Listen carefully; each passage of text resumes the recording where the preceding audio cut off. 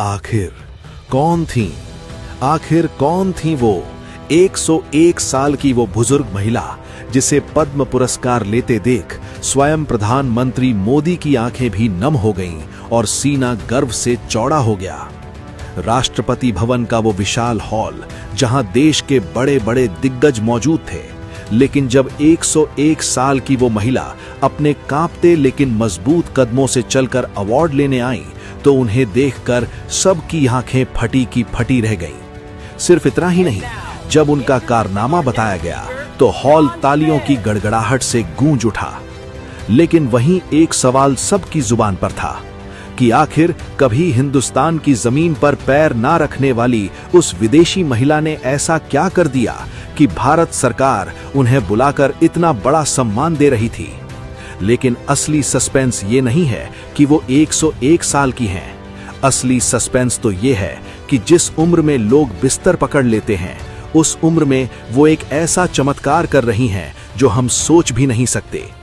आज जब हम भारतीय अपनी ही जड़ों को भूलते जा रहे हैं, तब 7 समंदर पार बैठी वो महिला हमारी संस्कृति और हमारे ज्ञान के सहारे हजारों लोगों की जिंदगी बचा रही हैं। आखिर क्या है वो राज जिसने मोदी जी को भी भावुक कर दिया? जानिए इस वीडियो में। तो चलिए चलते हैं उस ऐतिहासिक पल में। साल 2024, राष्ट्रपति भवन, नई दिल्ली। उस विशाल हॉल में सुई गिरने जितनी शांति, पिन ड्रॉप साइलेंस थी। तभी एंकर ने एक नाम पुकारा, शार्लेट चॉपिन, फ्रांस। तभी एक परछाई उभरी, हरे रंग की साड़ी, चेहरे पर 100 साल का अनुभव और आंखों में एक तपस्विनी की चमक। जब वो रेड कारपेट पर चल रही थीं, तो वो दुनिया को दिखा रही थीं कि इच्छा शक्ति क्या होती है। हॉल में बैठी युवा हस्तियां भी शर्मिंदा थीं, क्योंकि जिस उम्र में हम लाठी ढूंढते हैं, ये माता किसी शेरनी की तरह चल रही थीं। जब वो राष्ट्रपति द्रौपदी मुर्मू के पास पहुंची तो पूरा हॉल तालियों से गूंज उठा। लेकिन वहां बैठे बहुत कम लोग जानते थे कि ये शार्लेट की जिंदगी की पहली भारत यात्रा थी। लेकिन दोस्तों, भारत सरकार ने उन्हें सम्मान सिर्फ उनकी उम्र देखकर नहीं दिया।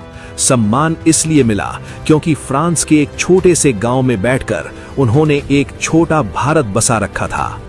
वो पिछले 40 सालों से वहां हजारों लोगों को मौत के मुंह से बाहर खींच रही हैं, किसी एलोपैथी दवा से नहीं, बल्कि भारत के प्राचीन ज्ञान से। मैं आपको उनकी क्लास की एक सच्ची घटना बताता हूं जो आपको हैरान कर देगी। एक बार उनके पास मारिया नाम की एक महिला आई। डॉक्टरों ने मारिया को जवाब दे दिया